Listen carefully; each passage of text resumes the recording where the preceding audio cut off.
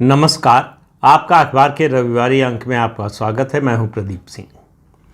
लोकसभा चुनाव का 5वां चरण जो है वो पूरा होने वाला है। सोमवार को 5वें चरण का मतदान हो जाएगा। उसके बाद 2 चरण और बचेंगे।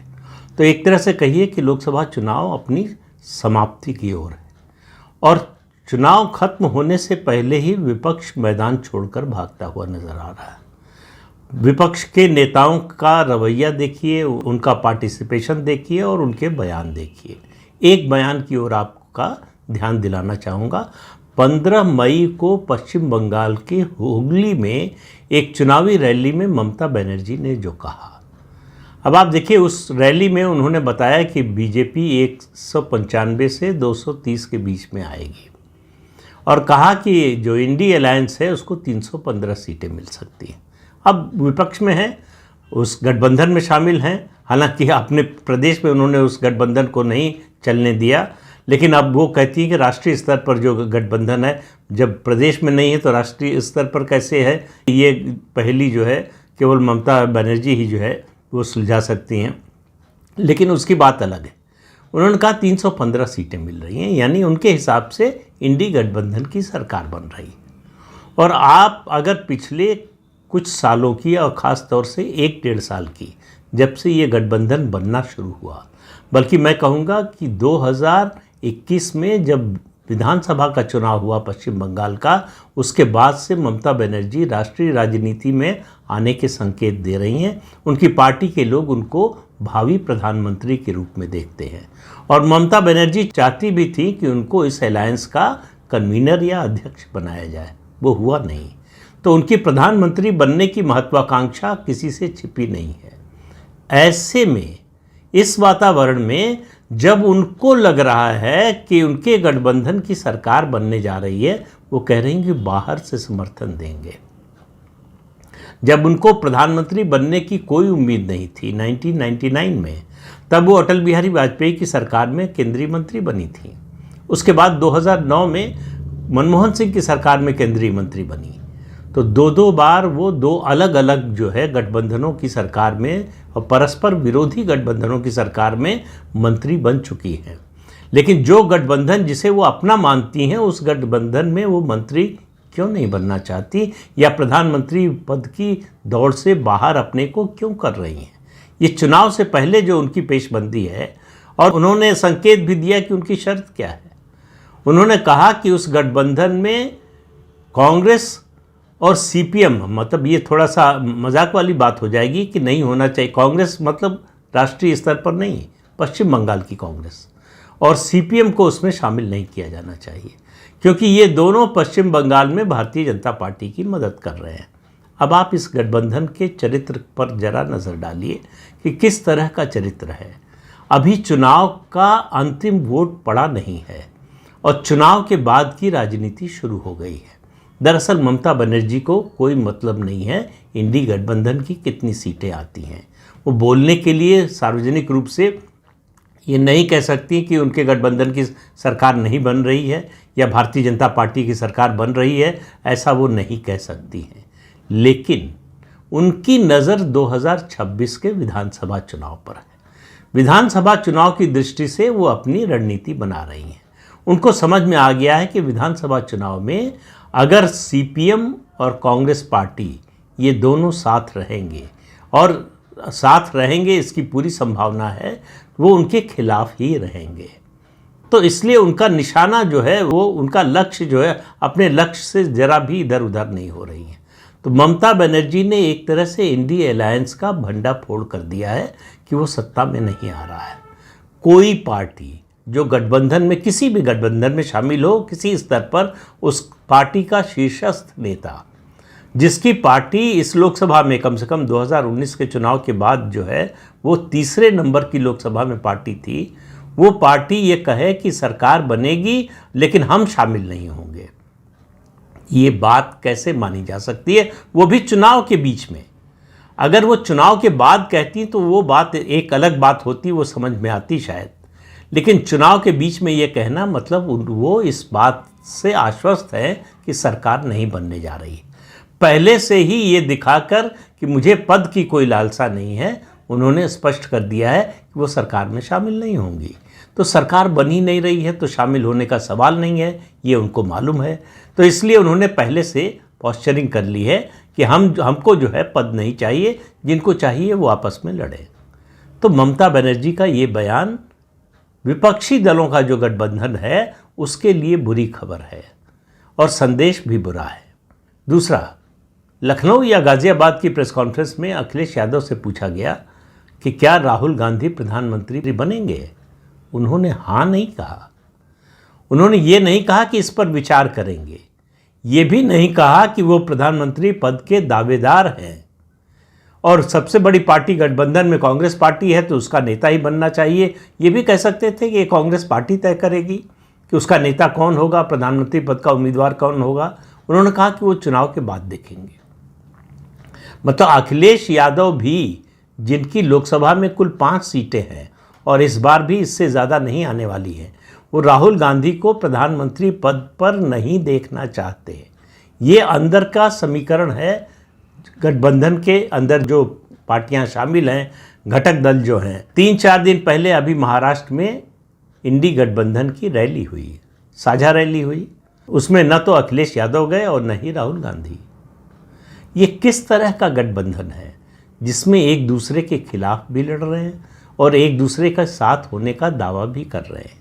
दिल्ली में पहली रैली हुई राहुल गांधी की, उसमें अरविंद केजरीवाल को न्योता नहीं दिया गया। अरविंद केजरीवाल स्वाति मालीवाल वाले मामले में फंसे हुए हैं और उस घटना का दाग कांग्रेस पार्टी नहीं चाहती कि उसके ऊपर भी उसके छींटे आए, तो अरविंद केजरीवाल से दूरी बना ली है। वैसे भी उनको पंजाब में जाकर अरविंद केजरीवाल के खिलाफ ही बोलना है और 25 तारीख को दिल्ली में चुनाव हो जाएगा, तो उसके बाद 1 जून को पंजाब में चुनाव है, तो वो स्वतंत्र होंगे अरविंद केजरीवाल के खिलाफ खुलकर बोलने के लिए, और अरविंद केजरीवाल जो है स्वतंत्र होंगे खुलकर कांग्रेस के खिलाफ बोलने के लिए। वैसे अरविंद केजरीवाल जेल से निकलते ही उन्होंने पहला हमला बीजेपी पर नहीं किया, पहला हमला कांग्रेस पर किया। कहा कि उनका सूरत का और इंदौर का जो कैंडिडेट था उसने तो नाम ही वापस ले लिया, चुनाव मैदान से, चुनाव की लड़ाई से भाग गए। और पूरे देश में आम आदमी पार्टी कांग्रेस का विकल्प बनने की तैयारी कर रही है। यानी आम आदमी पार्टी के निशाने पर कौन है, ये अरविंद केजरीवाल ने स्पष्ट कर दिया। सीधा हमला कांग्रेस पार्टी पर किया और ये दोनों पार्टियां दावा ये कर रही हैं कि ये गठबंधन के साथी दल हैं और ये सरकार बनाएंगे मिलकर। सरकार बनने की कोई संभावना नहीं है, इन सबको पता है। इसी तरह से महाराष्ट्र में उद्धव ठाकरे ने कांग्रेस पार्टी की एक नहीं चलने दी। जो सीटें कांग्रेस पार्टी चाहती थी वो उद्धव ठाकरे ने उसको नहीं दी, जिद किया और आखिर में उद्धव ठाकरे की बात चली, कांग्रेस को सीटें नहीं मिली, छोड़नी पड़ी। जो अपनी मजबूत सीटें थी वो छोड़नी पड़ी। इसी तरह से बिहार में देख लीजिए, बिहार में राहुल गांधी खुद चाहते थे व्यक्तिगत रूप से, बाकी सीटों की बात छोड़ दीजिए, कि कन्हैया कुमार को बेगूसराय से टिकट मिले। लालू प्रसाद यादव अड़ गए, उन्होंने कहा किसी भी हालत में नहीं। लालू प्रसाद यादव नहीं चाहते कि बिहार में कोई तेजस्वी यादव का प्रतिद्वंदी खड़ा हो और उनको मालूम है कि कन्हैया कुमार अगर चुनाव जीत जाते हैं तो वो सबसे बड़ा खतरा जो है तेजस्वी यादव की लीडरशिप के लिए बनेंगे। तो इसलिए उन्होंने मना कर दिया। आखिर में कांग्रेस पार्टी को कन्हैया कुमार को दिल्ली से चुनाव लड़ाना पड़ रहा है और कन्हैया कुमार और राहुल गांधी की नज़दीकी के बारे में बताने की ज़रूरत नहीं है। उनको NSVI का अध्यक्ष बना रखा है राहुल गांधी ने और बड़ी प्रशंसा करते हैं। जिस एक व्यक्ति की सबसे ज़्यादा प्रशंसा की जयराम रमेश ने राहुल गांधी की भारत जोड़ो यात्रा के दौरान, वो कन्हैया कुमार थे।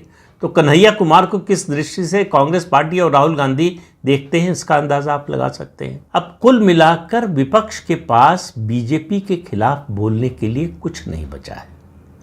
तो एक नकारात्मक प्रचार चल रहा है कि भारतीय जनता पार्टी की 250 सीटें आएंगी, कोई कह रहा है, कोई कह रहा है 230 सीटें आएंगी, कोई कह रहा है 190 सीटें आएंगी।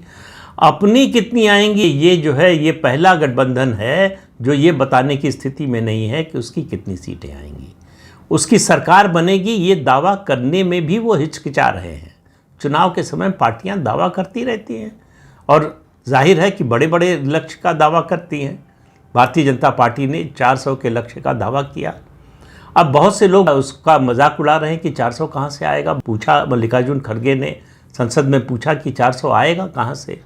अब उनको शायद याद नहीं रहा कि इसी लोकसभा में 2019 का जो चुनाव हुआ था उसमें एनडीए को 353 सीट्स मिली थी। तो बीजेपी ने जो लक्ष्य रखा है वो सिर्फ 47 सीटें 47 सीट्स जोड़ने का रखा है।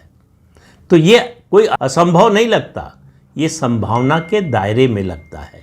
आएगा कि नहीं ये अलग बात है, लेकिन ऐसा लक्ष्य नहीं रखा है जो पूरी तरह से असंभव लगे। ये ऐसा लक्ष्य नहीं है जो अखिलेश यादव ने रखने की कोशिश की, जिसकी लोकसभा में 5 सीटें हैं जिस पार्टी की, वो कह रही है कि उसका गठबंधन 80 में से उत्तर प्रदेश में 79 सीट्स जीतेगा। अब इस पर मतलब गठबंधन की यानी कांग्रेस और सपा की मिलाकर कुल 6 सीटें हैं 80 में से। वो 6 सीट जीतने वाला गठबंधन 79 सीट जीत सकता है, लेकिन 353 सीट्स जीतने वाला गठबंधन 400 सीट नहीं जीत सकता। ये इस तरह का नैरेटिव खड़ा करने की कोशिश हो रही है। और नैरेटिव जो है चूंकि है नहीं बीजेपी के खिलाफ बोलने के लिए कुछ, तो सबसे ज़्यादा जो चल रहा है इस समय कि वोटिंग परसेंटेज गिर रहा है और भाजपा का वोटर नहीं निकल रहा है। भाजपा के वोटर नाराज़ है, कभी ठाकुर नाराज़, कभी जाट नाराज़, कभी बनिया नाराज़, कभी ब्राह्मण नाराज़, इस तरह के नैरेटिव चलाए जा रहे हैं।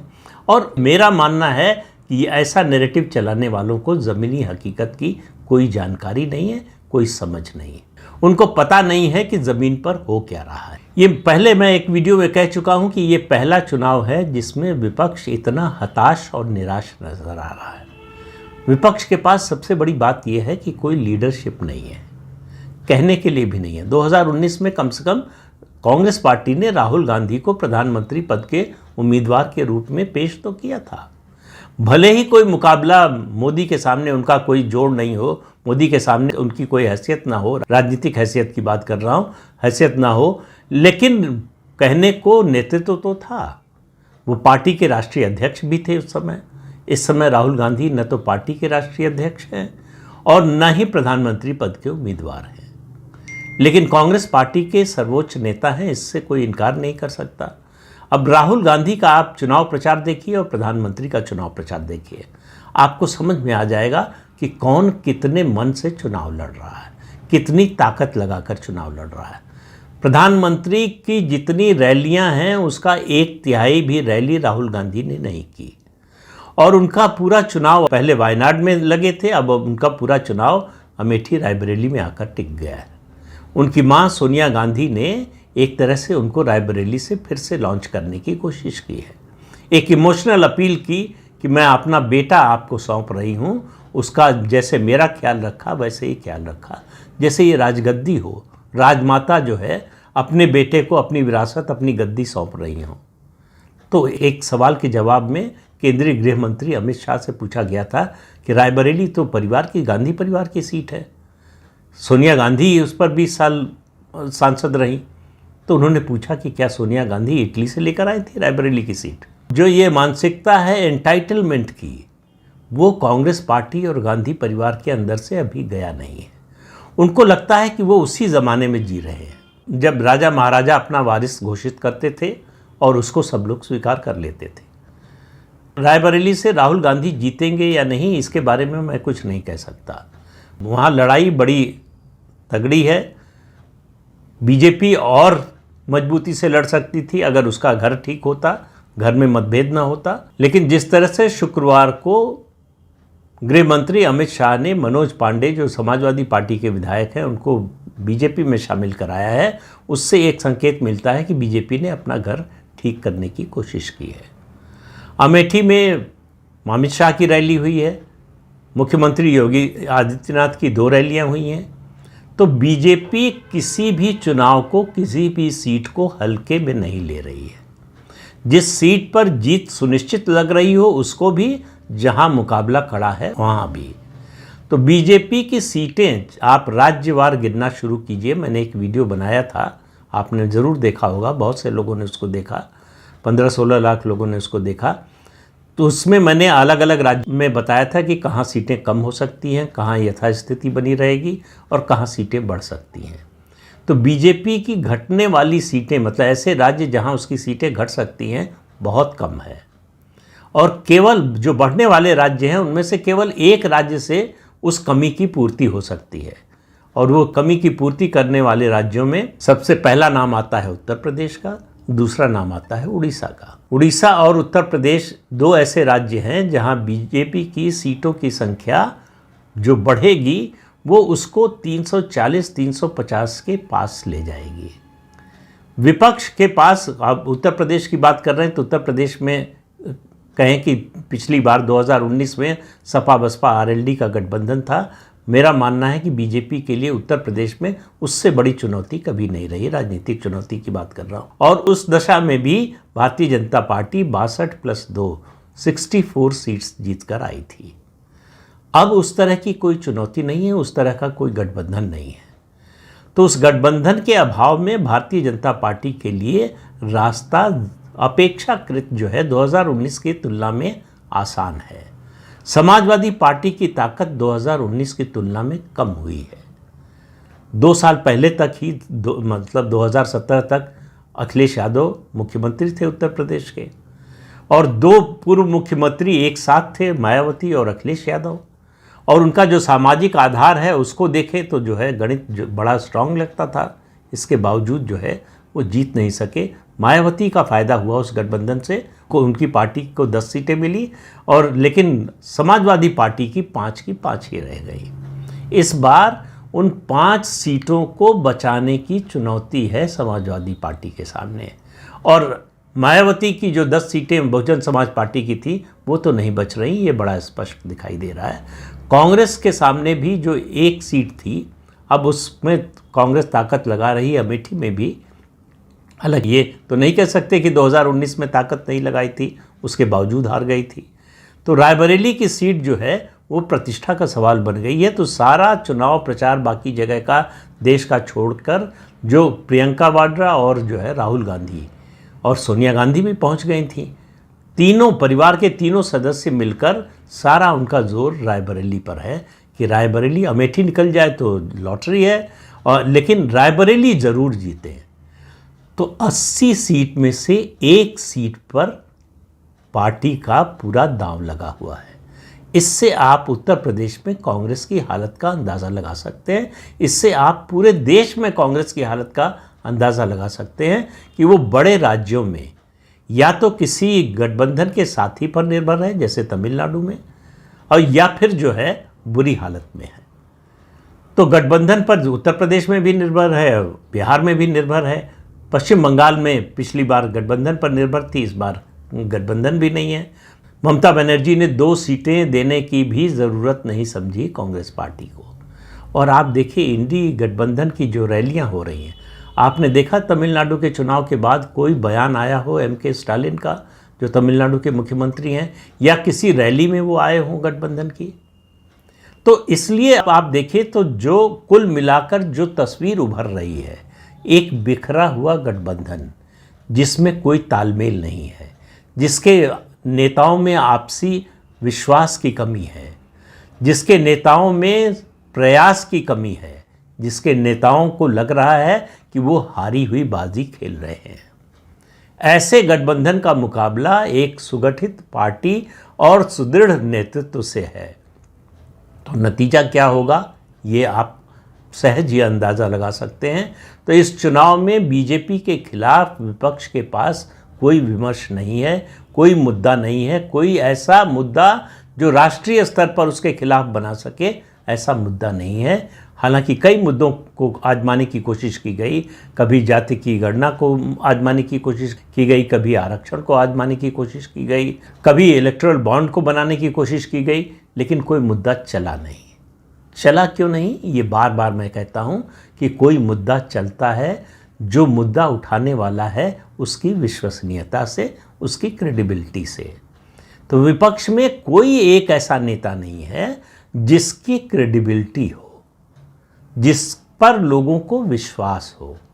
इसलिए क्षेत्रीय दलों के जो अपने ट्रेडिशनल जो कोर वोट हैं वो कोर वोट मिलेगा, और कांग्रेस पार्टी का जहाँ जहाँ जिन राज्यों में संगठन है वहाँ उसको वोट मिल जाएगा, सीटें नहीं मिलने वाली।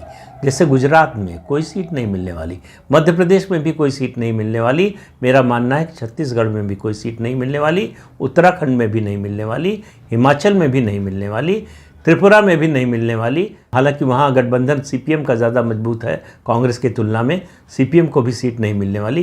तो इस तरह से आप एक एक राज्य उठाकर गिनते जाएंगे तो जहाँ कांग्रेस का संगठन बचा है, कर्नाटक और तेलंगाना, 2 राज्यों को छोड़कर कांग्रेस को सीटें नहीं मिलने वाली है।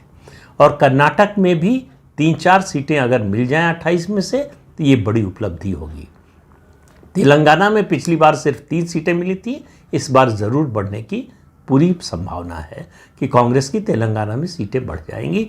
और कोई एक भी राज्य ऐसा नहीं है जहां कांग्रेस पार्टी की सीटों के बढ़ने की संभावना हो, घटने की सब जगह है।